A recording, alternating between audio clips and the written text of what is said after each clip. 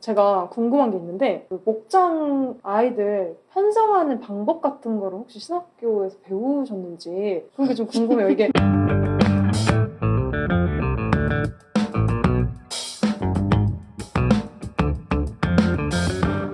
신학교에서 어떻게 이게 정답이다라고 정립된 뭐 이론이나 방향 같은 게 있는지 뭐 궁금한데요. 사실 그런 거를 안 알려주죠.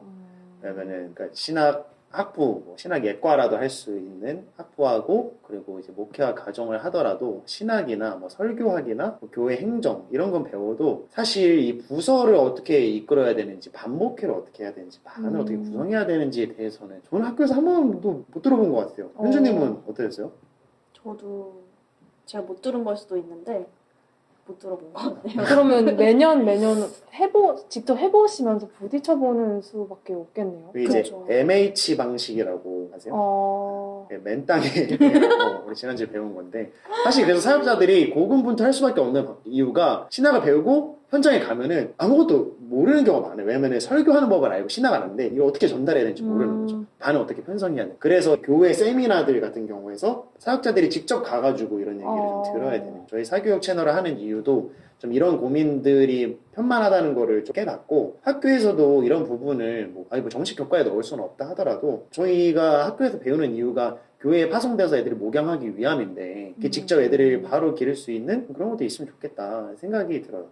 그러면은 우리 교대에서는 그런 것들 좀 배우나요? 학생들 뭐 파악하거나 이런 친구들 어떻게 가르쳐야 된다든지 뭐 이런 것들. 배웠을 것 같아요. 배웠을 것 같은데 제 기억에는 없네요. 제가 열심히 이게 안 들은 걸 수도 있고 아마 배웠을 것 같은데 저도 좀 공감이 많이 됐던 게 저도 와서 직접 부딪히면서 알게 되는 것 같아요. 이번엔 이렇게 해보고 좀 아니었던 것 같으면 방법을 바꿔서도 해보고 또 아니었던 것 같으면 또 바꿔보고 이런 식으로 하고 있는 것 같네요. 그럼 정답이 뭘까요, 현주님? 그럼 이제 반을 편성할 때 학년별로 묶는 거, 아니면 학년을 섞어서 하는 거, 뭐 학교별로 하는 거, 남녀는 따로 하는 게 좋은지 섞어서 하는 게 좋은지 좀 어떤 게 정답이라고 생각하세요? 근데 저는 정답이 없다가 정답인 것 같아요. 너무 사실 교회가 너무 다르잖아요. 딱 정해져 있는 그런 게 아니라 이 교회는 이렇고 저 교회는 저렇고 여러 가지 상황이 있다 보니까 여러 가지 방법으로 이렇게 반편성을 하는 게 정답이 아닐까 이런 생각이 좀 작게나마 듭니다. 저는 시청자 입장에서 갑자기 궁금한 게 생겼는데 그러면 장단점이라도 좀 알 수 있을까요? 같은 학년끼리 묶었을 때 장점이 뭐가 있을까요? 같은 학년끼리 하는 거는 아무래도 오래 같은 반이 되잖아요. 그러니까 이제 서로가 서로 잘 알고 중거 집단이다 보니까 서로에 대한 좀 벽이 되게 높지 않은 것 같아요. 왜냐면은 그 나이 또래 한두 살이 되게 크잖아요. 어쨌든 같은 학년에 가니까 친구로서 올라가는 그런 장점은 있는 것 같아요. 근데 다만 그러다 보니까 그 학년끼리만 계속 친한 그런 부분이 좀 단점이라고 할 수 있을 것 같은데요. 다른 학년끼리 묶였을 때는 장단점이 조금 있는데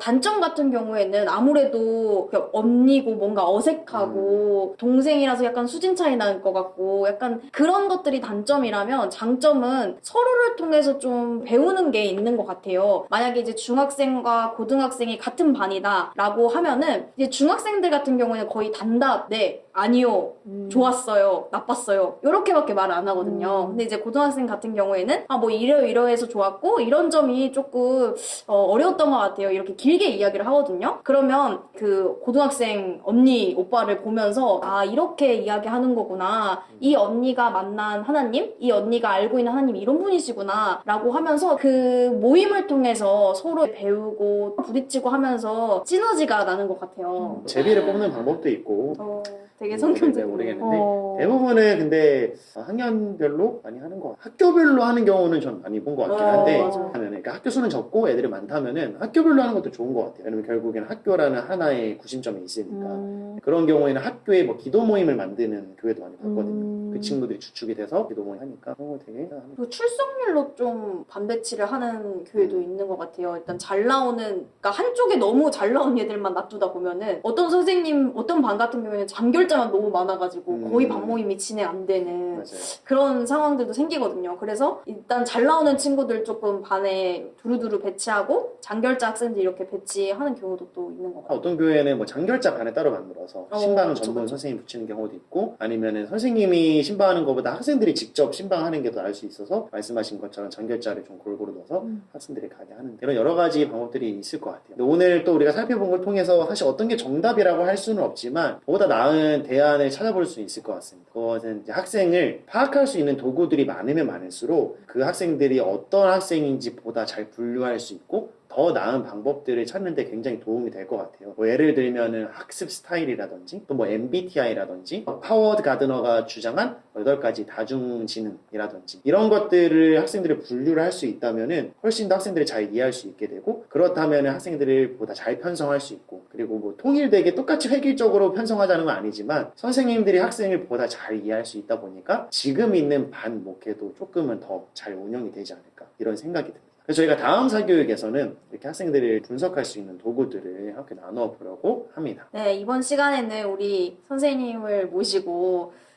반목회에 대해서 어려움과 또 어떻게 하면 더 좋은 방향으로 나아갈 수 있을지에 대해서 이야기를 해보았습니다. 네, 선생님 오늘 하시면서 좀 어떤 생각이 드셨는지. 왜냐면 저희들은 이제 교육자로 한 10년 차 되다 보니까 이 반목회 하시는 분들의 심정 잘 모를 때가 있어요. 그래서 이렇게 또 같이 모여서 얘기해 봤는데 소감이 어떠셨는지. 제가 이제 마치 우리 한국교회 교육부서 교사를 대표하는 느낌으로 이렇게 앉아 있지만 제 개인적인 이야기였을 수도 있고 저희 교회 제가 사역하고 있는 교회에 해당되는 이야기일 수도 있을 것 같아요. 항상 시청자로만 보다가 이렇게 직접 출연하니까 느낌이 새롭고 오늘 얘기 나누면서는 우리 교회 학교에서 목회를 하고 반편성하는 거에도 굉장히 다양한 문제가 얽혀 있구나를 다시 느낀 것 같아요. 또 오늘은 분석에 대한 얘기를 참 많이 한 것 같습니다. 뭐 아이들 특성도 분석하고 그 교회 특성도 분석하고 이런 분석 얘기를 많이 했는데 지금 드는 생각은 분석에 앞서서 우리가 가장 정확한 분석의 틀인 그 예수님의 마음을 품어야 할 것 같다는 생각이 들어요.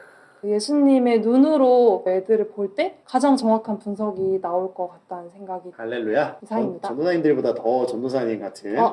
네, 감사합니다. 네, 이렇게 저희 진행을 해봤고요. 아무래도 사역자인 저희들끼리 말하는 것보다 현직에서 학생들을 반목회하고 계시는 또 직업적으로는 초등학생들 가르치는 우리 선생님과 함께 공교육과 교회 교육이 좀 어떤 차이가 있는지 어떤 공통점이 있는지 나눠봤습니다. 저희가 다음 사교육에서부터는 보다 좋은 교육을 또 좋은 반목회를 하기 위해서 학생들을 분류할 수 있는 여러 가지 학생들 분석 도구로 찾아올 예정입니다. 다음 사교육도 기대하신다면은 구독과 좋아요 부탁드립니다. 그러면은 저희 모든 사역자들을 응원한 마음으로 양질의 콘텐츠로 찾아오도록 하겠습니다. 그럼 사역의 교육을